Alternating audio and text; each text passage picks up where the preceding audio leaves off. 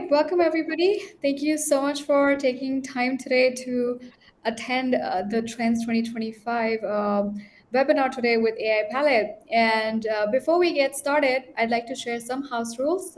During this webinar, please feel free to share your questions on the chat at the bottom of your screen, and we shall take it up at the end of the session.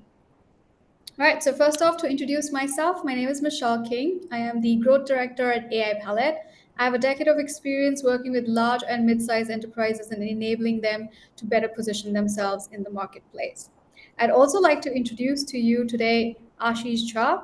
So he is basically our head of growth and solution consulting. He has over 14 years of experience in consulting, analytics, business development with a strong background in AI-based analytics in the CPG market insights industry.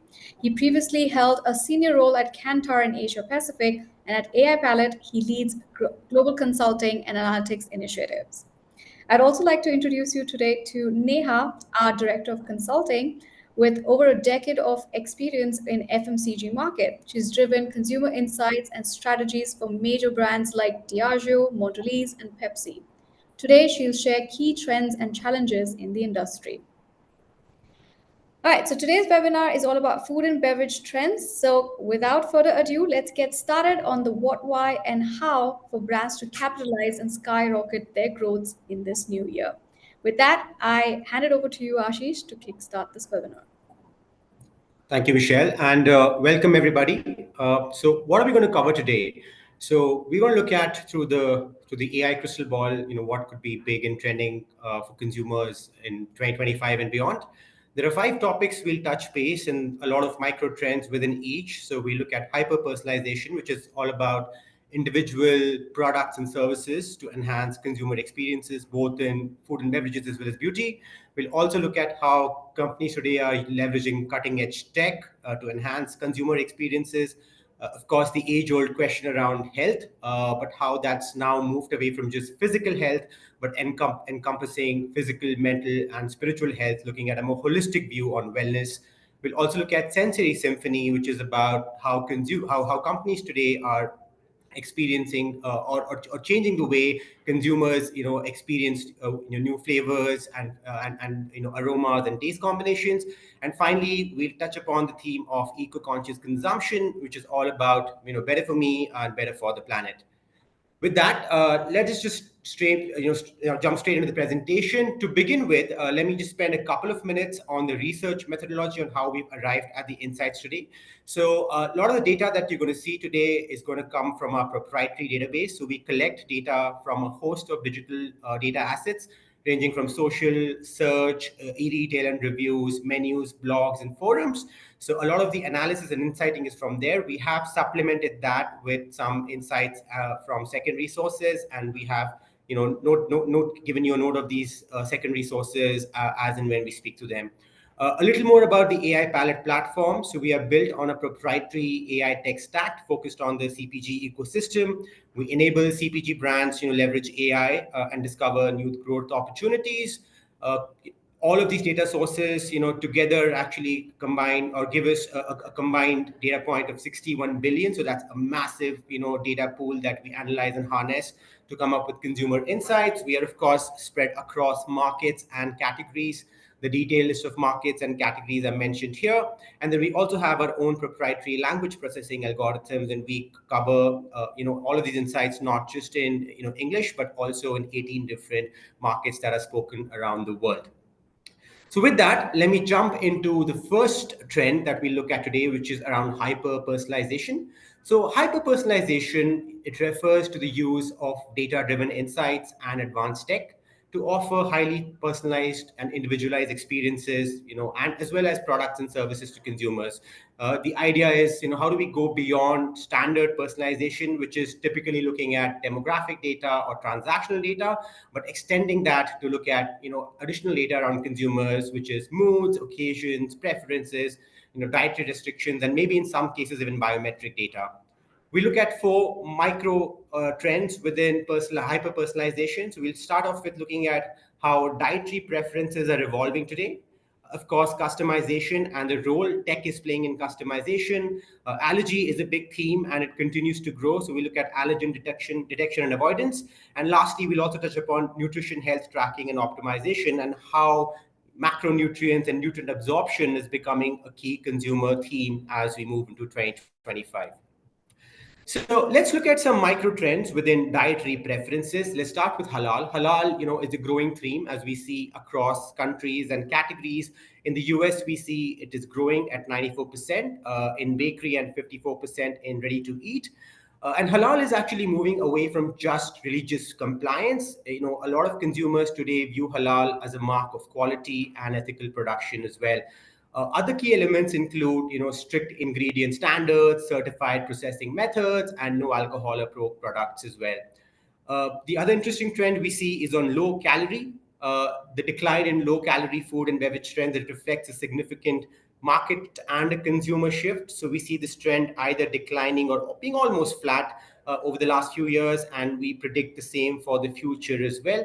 And a lot of this can be attributed to overall change in consumer mindset, right? Consumers today are moving away from calorie counting to more holistic nutrition. There's an increasing focus on ingredient quality over calorie content, right? There's also a growing skepticism, on artificial sweeteners, and there is a real preference today for natural food, real food over diet products, right? So, and we see some market evidence as well here. So we see a decline today in sales of diet sodas. There is reduced shelf space when it comes to light products, and a lot of brands are reformulating and moving away from the diet messaging and moving to more wholesome messaging. So we see this trend of low calorie, it will continue to decline or remain flat across markets and categories. But the one trend that is growing, it's do it yourself, right? And DIY meal plans and kits have been around forever, but these trends are increasingly become more popular. We see this trend growing in all countries and categories, with the exception of Japan. Key trends around this include meal kits, home brewing, fermenting kits like kombucha, beers, and sourdoughs. They're also customizable flavor packets for beverages, and then do-it-yourself cooking boxes. Some other, interesting or popular categories we see are seasoning blends, hot sauce making, coffee roasting, cheese making kits, right? So there's a lot happening in the do-it-yourself space. We've seen in the US, for example, in beverages, this is growing at a staggering 125%. And a lot of that could be attributed to the emergence or to the growth of cocktail kits, kombucha kits, as well as coffee roasting. Vegan as a theme is declining, and this is quite interesting because we see the number of vegans have actually increased versus last year. So we've had 1.1 million people today adopting a vegan lifestyle versus last year, but consumer conversations around vegan are declining. And again, this could be similar to low cal. This can be attributed to the increased and overall focus towards eating well, right? So we see reduced vegan product launches today. Some vegan restaurants are either closing or pivoting. We also see a decline in pure vegan marketing, and we also see a decline or a plateau in plant-based meat sales. And some of the consumer factors that could be causing this is one, of course, there's a move towards being to a more flexitarian lifestyle. There are also rising concerns about ultra processed vegan products. And then, consumers want to return to a moderation mindset, right? So they don't want to eliminate, diet, but they want to moderate what they're eating. So we will continue to see this theme around vegan either, plateauing out or declining and being replaced by more wholesome eating or more or just more flexitarian lifestyles. Some interesting brand innovations. We all know of Blue Apron, right? And they offer a variety of meal options that can accommodate various dietary preferences. They have specific plans for vegetarians. They have wellness or more holistic wellness focused meals. They also allow you to customize recipes based on dietary restrictions. And they more recently got into a partnership with Walmart, where they are offering more ready to cook options and health focused meals. There's Beyond Meat, which offers a range of plant based meat, and they use avocado oil. And the key claims are that they make around no soy, no gluten, and kosher.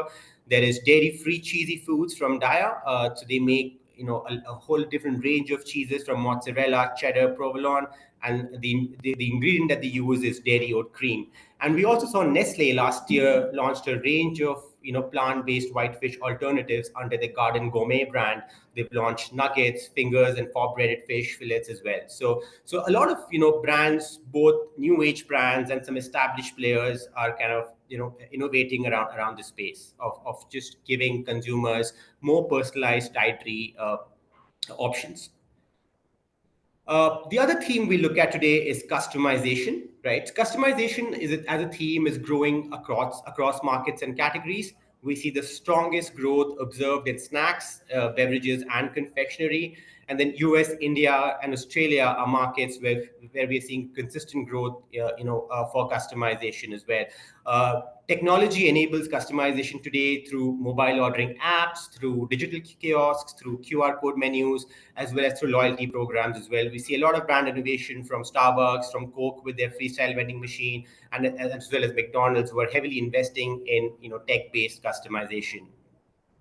Also, the growing of the theme customization reflects a desire for creativity, experimentation, which is very much in times today with what consumers are looking forward to and what they need. Within customization, let's also look at a theme around personalization, right? And personalization as a theme is also growing across categories, and we see an exponential growth, particularly in the ready-to-eat category. Some micro trends when it comes to personalization, we see things around homemade, handcrafted, and artisanal growing. So there is a new trend in the US around handmade noodle soup that's gaining a lot of traction. We also see artisanal homemade chocolates, that as a theme that's getting a lot of traction as well. And just looking at some brand innovation, and the first one is actually a personal favorite. Ben and Jerry's, they launched a campaign called the Graveyard Campaign. It's a very unique and humorous campaign that pays tribute to their discontinued ice cream flavors. So Ben and Jerry's have a dedicated website where fans can browse through a virtual graveyard almost, complete with headstones and witty epitaphs for each retired flavor. There's an actual flavor graveyard as well in Waterbury, Vermont. And the idea is for fans to just share their memories and mourn the loss of their favorite flavors, right? It also gives Ben and Jerry's a great opportunity to bring back some of these flavors, almost reincarnate some of these flavors based on what consumers are speaking about. Gatorade launched a Gatorade ID that enables athletes to design their own unique AI-generated squeeze bottles.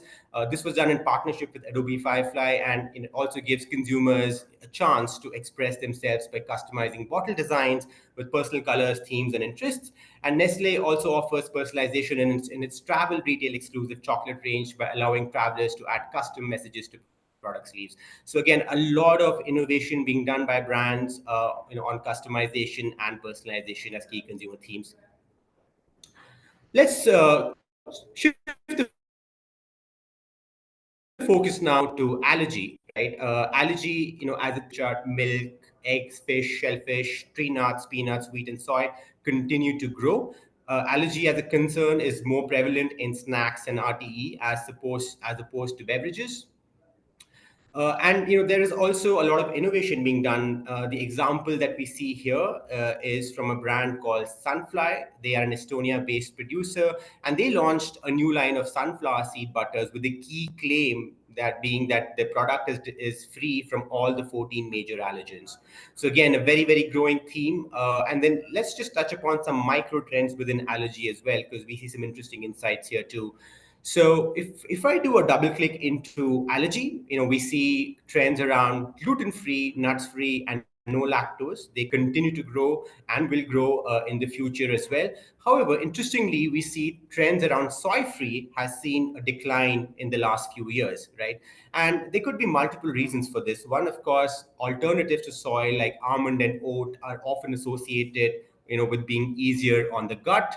Oat milk's creamy texture also makes it very popular for coffee drinks. There are also concerns about soy's hormonal effects, right? And interestingly, both oat and almond use less water than soy, so there is also an environmental impact. So I think we're going to witness the decline of soy going forward, being replaced by more nut-based alternatives like oats and almonds. Some brand innovations around allergen detection, AllergyPal and Susi, they're both apps that allow you to scan product barcodes and they give you, ingredients around allergens. They also give quick safety assessments, right? They also give you, emergency contact information. They also have allergy action plan as well as quick access to medical information. So there are lots of, brand innovations that allow consumers to get more real-time information on allergies and how to manage allergies as well. Moving on to nutrition, nutrient absorption and macronutrients are again growing exponentially in the snacks and the RTE category. Today, it's become a key consumer health concern is focusing on how effectively the body utilizes nutrients from food and supplements. Consumers are increasingly getting aware of factors that affect absorption, for example, food combinations, timing of consumption, as well as bioavailability, right? And this has driven interest in product absorption feature, products with enhanced absorption features. Like there are liposomal supplements, there are enzyme-enriched foods as well in the market today. We also see some emerging nutraceutical ingredients that are gaining popularity, particularly in the US. So we see UV filters, animal-derived extract, resin, synthetic waxes. These are all ingredients that are growing exponentially in the US and all around the world. Some examples here are wild-caught fish eggs, collagen, of course, as we all know, continues to remain popular. And then there's also sea moss plus maca, and black seed oil. So with that, let me move on to the second topic, which is around tech-enhanced experiences. Tech-enhanced experiences in food and beverages, as BPC, it combines digital innovation with dining and consumption, as well as application.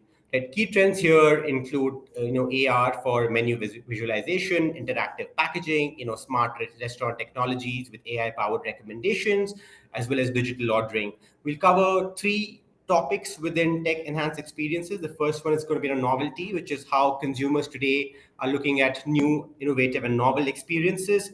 Of course, convenience and consumers today, are willing to pay a little extra for convenience, and how companies and brands today are catering to that need. And of course, the impact of social connectivity and social media on consumer decision making and choice making.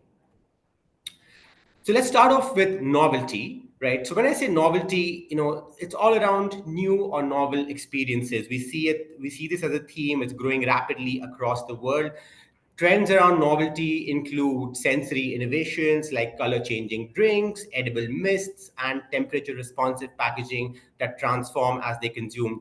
There are also unique dining concepts that encompass dark restaurants, underwater venues, and robot-served establishments as well.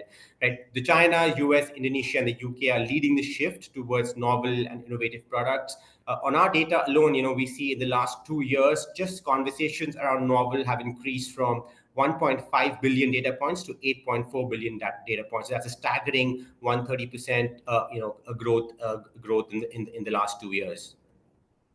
Similarly, convenience is important. Consumers today are willing to pay extra for time-saving solutions.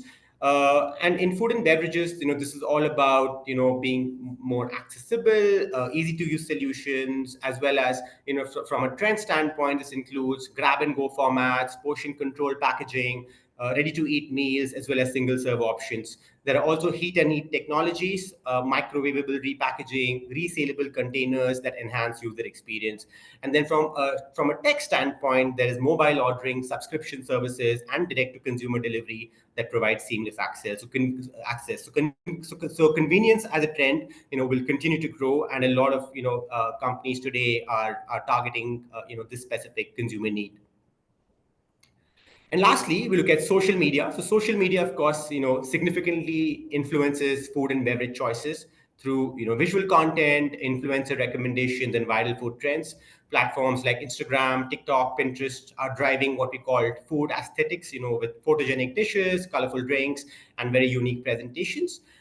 We see conversations on the importance and relevancy of social media is growing in more than 90% when it comes to BPC categories as well. So this table shows you for beauty and personal care across the key categories, we see engagement has been growing on social media or on the impact of social media across markets. Let's look at some key brand innovations here. The first one, the first couple are actually, AR apps or AR enhancements. So Wikitude is an AR app, that allows users to scan food items for details on origin, ingredients, and all the nutritional content. There's also Footprint, that looks at, food's impact on health, and provides more personalized insights to consumers so that they can meet their individual health goals. The other interesting innovation was Itza. Itza was later kind of rebranded as Brightloom, but this was an innovative restaurant technology that was, known for an automated service model. So they had a fully automated ordering, they had a digital kiosk interface, there were no human servers, they had a cubby pickup system, and they also had cashless transactions, right? So they used, technology features like mobile ad ordering. Personalized recommendations, digital display walls, right, to give consumers a truly new and innovative experience. Similarly, the Otsuka Pharmaceuticals, have a campaign called Mogu Mogu Town. So it's a very nutrition education game where users can analyze meals, they can identify ingredients, and then interact with AR characters as well. And then when I look at beauty and personal care, a lot of innovation, especially when it comes to offering more personalized treatment using AI as well as experts. So Curology, for example, allows us as consumers to fill an online questionnaire, which is analyzed by AI to create a very tailored skincare, regimen for consumers. Similarly, Beauty Counter, asks consumers to complete a quiz to identify skin needs, but then instead of AI, a bunch of some experts sit together and formulate very unique products that address specific concerns while ensuring clean standards as well. And then Modiface, they are pioneers in AI-powered beauty technology. So they have a virtual try-on for makeup products. They have skin analysis tools for personalized recommendations as well. So again, a lot of innovation done, in the beauty and personal care segment when it comes to using tech, for enhancing overall consumer experience. And then let's get on to the third topic, which is all about health and wellness. Right now, we've heard about health and wellness, for a very long time now. But when it comes to health and wellness, it's largely about encompassing not just physical health, but also integrating mental health, emotional health, and spiritual health, and it's all about how companies today can attract consumers to this comprehensive approach, right? So this trend really merges, food, beverages, supplements, and personal care products. And we'll also see, interestingly, that there's a lot of transference of trends from one category to the other. So, for example, you will see some trends that are really popular in the food and beverage space have made their way into beauty and skincare. And there were trends, largely dominated by beauty and skincare that have now made their way into food, right? So we look at some of these interesting trends as well as we go along the way.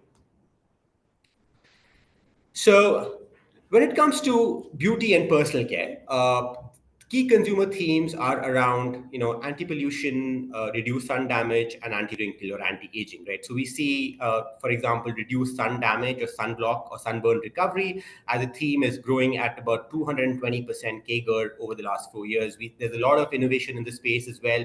Examples of this are a company called Akind that have a defense range, right? So they specialize in, only in sunscreen primers. They have an SPF 50 sunscreen designed to protect against pollution and sun damage. Similarly, we saw Meadow. They released an anti-pollution hydrating face mist with Czech and Slovak herbs and Nesotin for skin hydration. And then from an anti-aging or an anti-wrinkle standpoint, this is going back to my earlier point on how we see trends moving from beverages and food into beauty and personal care. So there's now thoughtful aging with probiotic and postbiotic skincare. So Shiseido has launched, Ultimune, which is a beauty from within probiotic powder. BSF launched ProBioLift and PostBioLift. Again, they both have anti-aging ingredients based on bacteria found in youthful skin. And then Korea expands, Yakult expands into cosmetics with a cream featuring lactic acid and a triple anti-aging mix, right? So we see probiotic and postbiotics making the way into skincare as well. The other important aspect of holistic wellness or health haven is mental well-being and emotional well-being. We see an increase in sleeping mask as a product, both in the USA and India. It's growing at around 70%, over the last 4 years. We also see themes around ADHD growing. We've given you the example of Canada, which is growing at 20% of the last 2 years, but it's also growing in a lot of other markets. And then the overall theme around beauty from within, right? And we see that in Malaysia and Indonesia growing at double-digit CAGR over the last 2 years. So there is an increased focus on both mental and emotional well-being. We see innovation from brands as well. So Estee Lauder they've launched night skincare products aimed at improving sleep quality. There are stress relief formulations where brands are now focusing on stress relief, integrating mental health into beauty products. The other interesting one we saw is Pink Rock Rose. It's a unique ingredient that claims to mimic meditation effects. So they reduce stress-induced aging by blocking CRH1 receptors. We also see Givaudan Active Beauty. They've launched an ingredient called NeuroGlow, and NeuroGlow claims to mimic the sun's mood boosting properties. So again, a lot of innovation in the beauty and personal care segment, targeting mental health, mental well-being, and emotional well-being of consumers. And then, of course, food and beverages is not far behind. And here we see the opposite. So we see anti-aging as a key trend emerging in food and beverages, which was a trend we thought was restricted only to beauty and personal care. So Age No More launched an anti-aging energy drink that combines caffeine, CBD, and NAD plus. We also see innovations from Nestle and IFF. And anti-aging as a theme, if you see to the left, our data shows it's growing, pretty exponentially across markets and categories. It's growing in Australia, South Korea. It's flat in USA and Mexico and Saudi Arabia, but it's growing pretty significantly in some of the other markets, right? So this trend of anti-aging, and not just anti-aging as a whole, but a lot of trends, a lot of consumer themes which were earlier restricted to beauty and personal care, we will see food and beverage companies target those specific consumer benefit spaces going into 2025 as well. More around mental health now, but in the context of snacks, right? So mental health, of course, in snacks, continues to remain very, very dominant. We see it as a key theme growing across the snacks category, across markets. So Malaysia, Vietnam, France. If you see, there's some call-out markets here. So Vietnam is growing at 50%, over the last 4 years. We also see this trend growing in Latin America markets. So Mexico is big, Colombia is big as well. And then there are some ingredients that consumers associate with strong mental health. So I've listed two as examples here. So we see ashwagandha and Ganoderma, and both of these are ingredients, which are growing in the snacks category over the last 4 years. The example that we've shown you here is of adaptogens in snacks by a brand called Lucid. So Lucid offers a chocolate hazelnut stress-reducing nutrition bar that's infused with adaptogens and functional mushrooms like ashwagandha and reishi. And lastly, we look at mood boost as a theme. So again, they all kind of related. So mental health, mood boost. So mood boost as a theme is growing, and we're showing you mood boost across food and beverage categories. So across alcoholic beverage, snacks, confectionery, RTE, and so on. And it's growing in, a lot of different categories with the exception of a few. This is a trend that we see is growing across categories and across markets. There are some interesting mood boosting ingredients that are also growing. So flaxseed, we all know, but flaxseed is now being recognized for its mood boosting properties as well, apart from the other physical benefits it offers. Ginseng has been featured in various beverages for its cognitive and mood enhancing benefits. And of course, dark chocolate, increasingly is becoming a healthy snacking option, right? So it's not just a treat anymore, but consumers do realize the importance of, dark chocolate as a healthy snack as well. So with that, we looked at three key consumer topics. We looked at hyper personalization, right? We looked at holistic wellness, and we also looked at tech enhanced experiences. I am now going to invite Neha, who is going to talk about sensory symphony and eco-conscious consumption. So over to you, Neha. Thanks, Ashish. Hi, everyone. First we'll start with the discussion on sensory symphony. So here, the focus is on consumer interest and indulgence. So how consumers are expressing their interest to indulge and unwind and pamper themselves from time to time is by exploring varying sensory experiences. So not just in terms of taste, but in terms of layered textures and multiple textures, and also sensory appeal of colors as well. So the first one here is the sensory note or the taste note of umami. So umami, which has been always prominent in savory foods like snacks and RT, and also more in Asian foods, we see that it is picking up and showing up in alcoholic and non-alcoholic beverages. We saw that upcoming late last year, but then we see that there is a continued growth this year as well. And the interest here is driven by consumers willing to try beyond the notes of sweet or like sour, tangy, etc. in beverages, or even bitter in alcoholic beverages, trying the fifth sense or umami sense in tasting their beverages and spirits too. So ingredients like yuzu kosho, parmesan, seaweed, these are being tried out more and more by the brands, and the consumers are welcoming these new innovations. So here you see an example of a shisho flavored brandy. So this is, and they position it that it's an umami roller coaster ride in your mouth, which is not just good as on its own, but you can enjoy it in your favorite, with your favorite spirit, like a cocktail mix as well.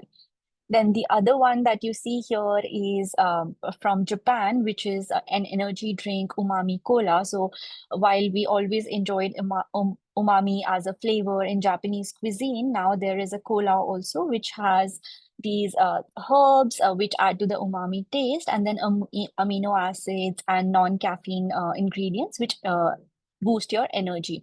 And as a trend, if you see in beverages across different markets in USA, India, Japan, UK, and Australia, there has been a consistent engagement and a growth in that engagement, largely so in the US market, that consumers are showing and talking more about these brands which are launching these umami flavored drinks.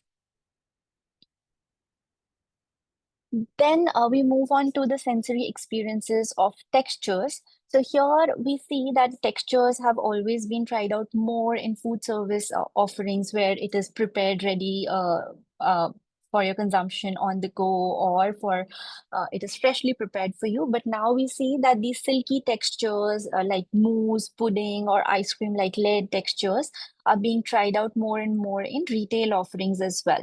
So you can have a restaurant-like dessert experience in the convenience of buying it from a store or ordering online, and then you can enjoy it at home. So here there is this innovation by J.M. Smuckers, which has launched these Meltamore snack cakes.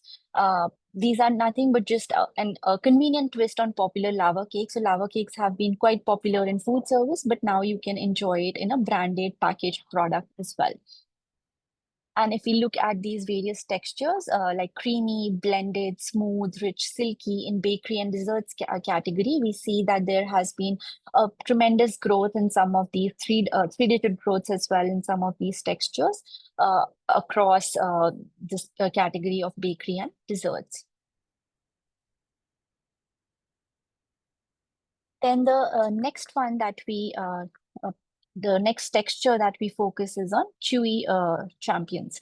So this is largely talking about how chewy texture in the bread is not only enjoyed for the textural sensory appeal that it will add to your experience, but also to the satiety it will offer you, and you can experiment with a lot of different high gluten content flours, and even with addition of more ingredients like heavy on bananas, nuts, and raisins as well. So it adds to the chewiness of the bread. It makes you feel fuller and makes the whole experience more indulgent and filling. So it is being tried out in banana breads, in pizza breads as well. So you are trying out a high gluten content and in sourdough breads. So this is here the example that you see is from verbatim in Japan market, where they are focusing on a variety of cute tiny baked goods, and they have enhanced them by introducing more and more chunky texture and chewy texture in by fillings or by addition of toppings. This is another one from Japan, but from the retail side. So here we see that, again, consumers want more sensory rich products. So here we see chewy texture in this bread, which is not just by the addition of raisins, but also by using a more high gluten bread. So which is wheat, which is adding to the wheat protein, and then it has a lot of nutritious ingredients like wheat fiber, etc., which makes it a very flavorful, texturally indulgent, and nutritious option. Yeah. So this is on texture. Now, the third sensory experience that we see growing quite prominently is related to color or the visual appeal. So color has always been associated with something which is new and innovative, so it makes the product attractive. So some of the colors which we see growing here are shades of blue, like blue is growing in Australia, Japan, USA, KSA, and UK as well. Then we see dark blue also, which is increasing in most of the markets. Then purple, which is emerging in a market like Japan, and royal purple, which is more specific of a color, but it is upcoming in the USA. So the colors are, so like purple specifically is often associated with something which is more enigmatic and more indulgent and novel.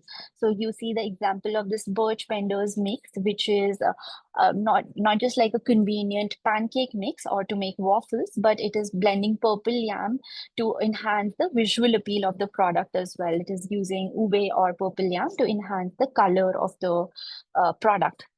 Then in beverages also we see blue color, so which is in the first example that you see here is a canned beverage, which is using the bright blue color from spirulina, providing antioxidants. So the benefits of spirulina as an antioxidant and the color that it adds to the drink as well.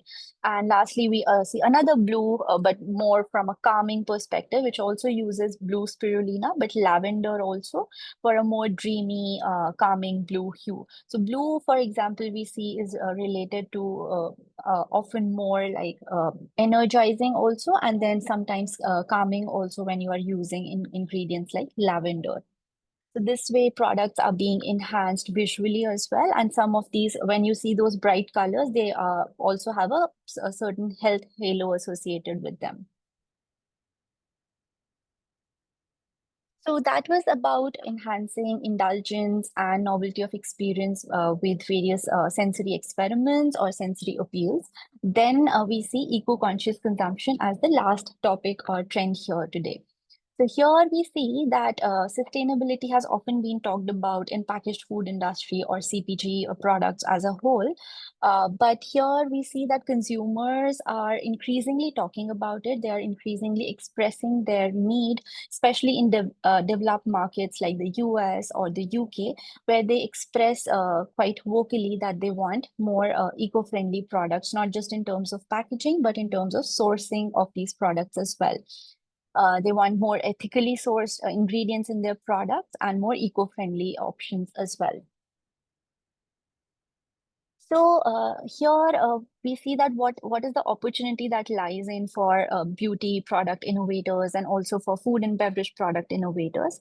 So you can attract this pool of consumers who are more and more eco-conscious now. So you align your brand's values with what consumers are seeking. Then you can also reduce cost through optimized resource, like using packaging which can be reused, repurposed, and minimizing waste, and then also enhancing and positioning yourself as a responsible brand. So you're building trust among consumers and your stakeholders. But some of the challenges often remain that these practices have long been seen that big corporates are just doing potentially greenwashing, and then when you go for more biodegradable packaging sometimes, or sourcing of ingredients from directly from farmers and following sustainable practices, sometimes the affordability or the price point becomes a concern. So to remain at competitive prices while offering sustainability and eco-friendly products is something that a challenge that the brands are continuously working upon to overcome. So next, some of the trends we see in the consumer conversations, in the launches that we see in the market, we see that compostable packaging is one trend which has grown quite rapidly in alcoholic beverages, dairy, confectionery, and plant-based products as well. And green packaging in beverages is just something which has shown very little data points as of now, but it has just picked up and it has just started showing up. So the focus is on biodegradable packaging, reducing the use of plastic or single-use plastic, and maybe using just recyclable, high-quality plastic only, and then offering overall your product in a sustainable pack, which is claims like planet packaging, reusable packaging, compostable packaging, etc., are gaining traction from the brands, and then consumers are also interacting with them quite a lot. So, as I mentioned, the brands are acting upon this trend and addressing to this consumers' demand. Big brands like Coca-Cola, Danone, Nestle, they have all come up with initiatives to reduce their plastic waste that is generated. So from Coca-Cola, what you see is that they are more and more diverting towards recyclable packaging and using plastic for their bottles, which is made from recycled plastic bottles or even aluminum cans. Then Danone is uh, focusing towards this polylactic acid for improving packaging and reducing their carbon footprint. So they are following these life cycle assessment studies, which are conducted by large organizations. So they are playing full front on being a responsible brand towards the planet. And then Nestle also has taken up this initiative where across its different products, it will try to reduce food waste by 50% by 2030.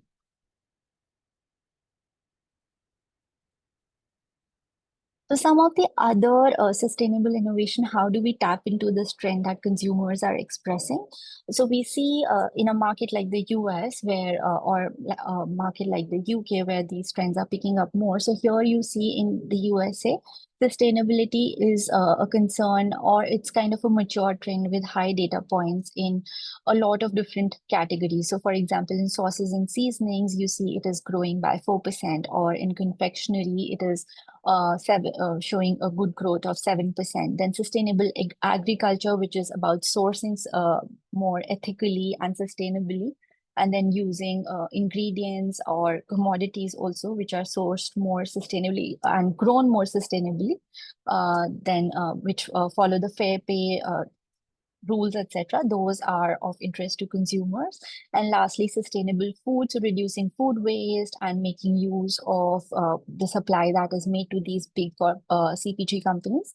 That is also a big concern and is of interest to consumers. So here we see some examples. So first one, this slide is talking about how various beauty brands are offering rewards and launching campaigns which reward customers with discounts when you bring back your used packaging, so your empty packaging. Then Kerastase also, which provides refillable hair care products. So this is becoming more and more prominent. And then last one is also in a makeup space or cosmetic space where we have refillable makeup products. So this is something which will be the consumers gain points for, and they bring loyalty into the brand as well. And a couple of more examples here, so which are largely focused on sustainable sourcing.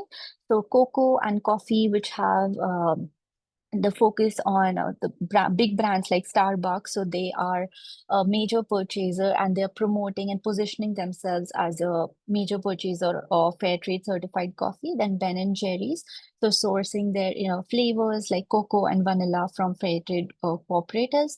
Danone, which has a program to collaborate with farmers and achieve their initiative of zero hunger. So promote reducing food waste and promoting sustainable food practices. And lastly, Nestle, which is also for all its cocoa sourcing. It is focusing on sourcing cocoa from farmers in a fair trade manner, and then support the income from this cocoa products to support various other initiatives as well. So, and lastly, we see, in addition to that, while it is the focus on sourcing more ethically and producing products which are inside out more sustainable, there is another focus on product reformulation as well, that you come up with products which are made with more and more natural ingredients, more and more organic ingredients. So like Nestle Gerber, which is a baby food product brand, is focusing more on natural ingredients, and PepsiCo also is expanding its organic portfolio with the Quaker Oats brand. So this is overall focus on goodness and sustainability packed in together. So themes like natural or natural sugar are showing good growth across a lot of different markets and categories.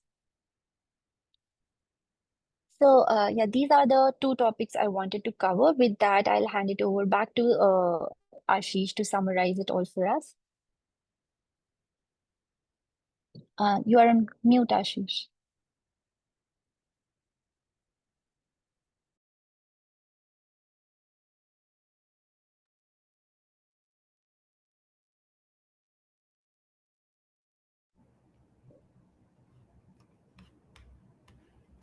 Yeah, can you hear me? Yeah, Yeah. sorry. Thanks, Neha. So just to recap what we looked at today. So we saw five key consumer topics, right? So we saw hyper personalization. That was all about how companies today are using more data-driven insights, using to offer highly individualized experiences. We saw trends around dietary preferences, so how halal was growing, how vegan is going to decline in the future, do it yourself as a key theme emerging. We also looked at allergy and allergen detection, and of course, tracking of nutrition and nutrient absorption as key themes. From a tech enhanced standpoint, we looked at how companies are using cutting edge tech like AI, AR, and VR to enhance overall consumer expectations. There's a focus on immersion, convenience, and social connectivity. From a health standpoint, we looked at the importance of integrating not just physical, but also mental, emotional, and spiritual health into food.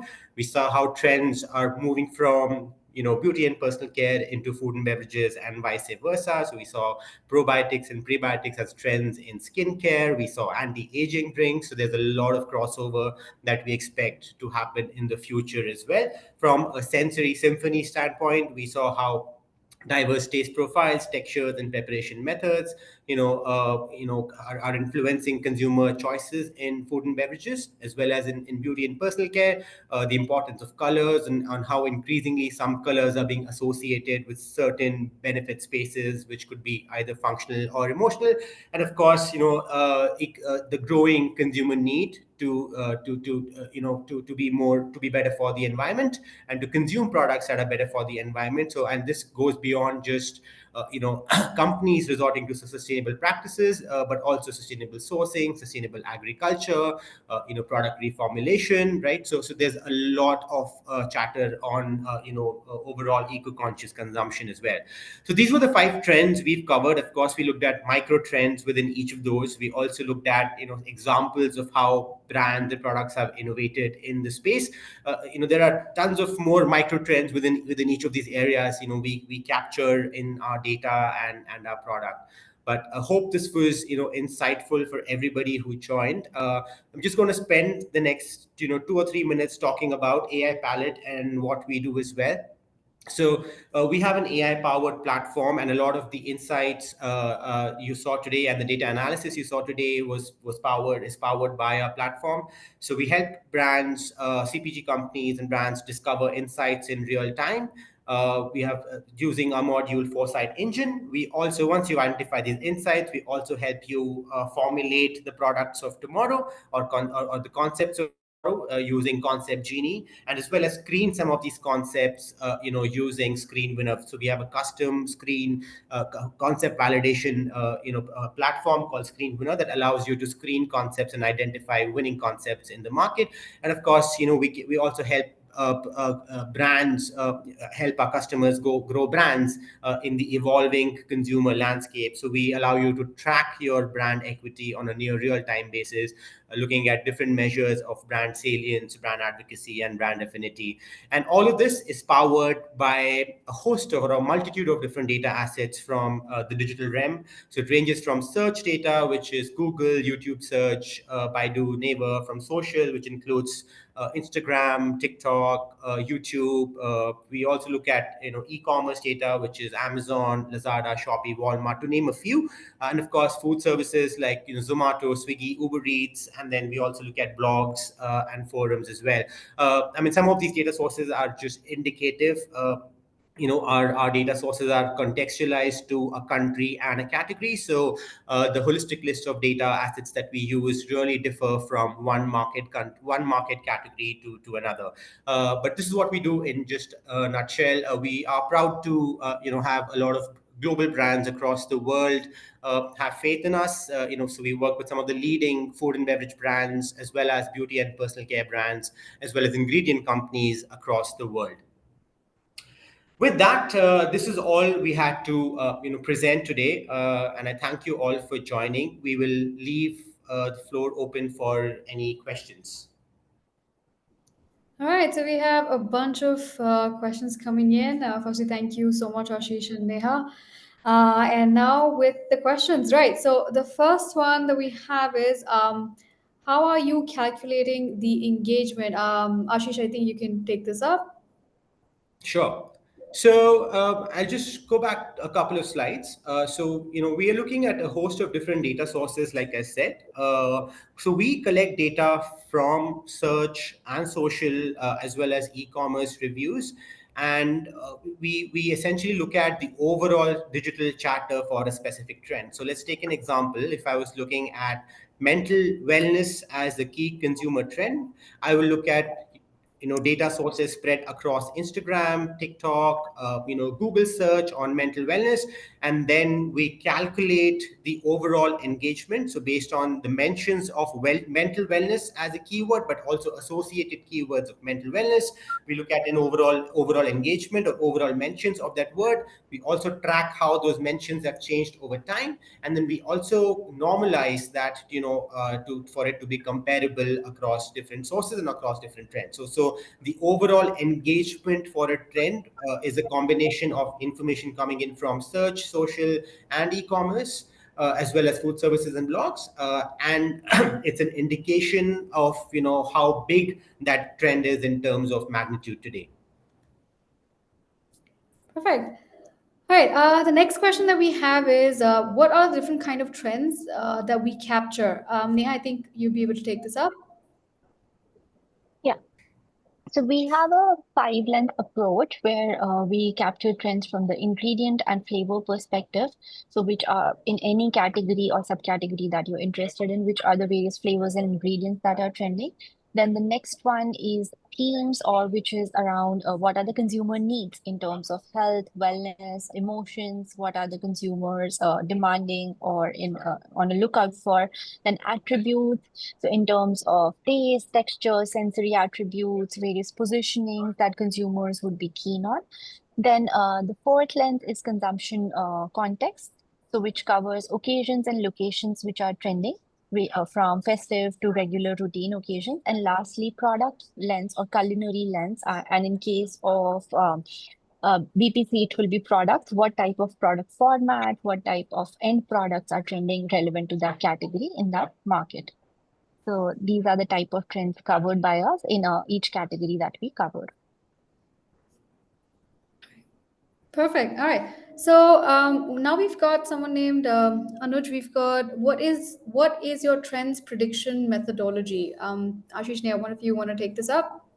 Sure, I can take it up. So we have three different rules that we look at when predicting a trend.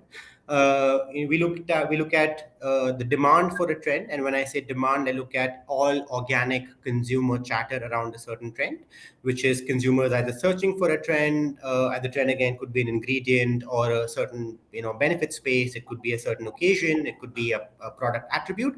But look at the consumer demand, which is organic chatter, either search or social.